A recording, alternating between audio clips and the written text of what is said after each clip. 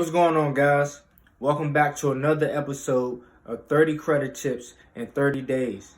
Now today we're going to talk about how to place a security freeze on your information with the secondary reporting agencies. So during the repair process, before you send your first dispute letter, you want to actually freeze your information with the secondary agencies. Now, this is important because it makes it a lot harder for the main bureaus to verify information once you start disputing and sending out letters. Now keep in mind that there are hundreds of secondary agencies that collect our information in the background. The main secondary agencies that you want to focus on are Innovis, LexisNexis, Corelogic, ARS, Factor Trust, and Clarity Services.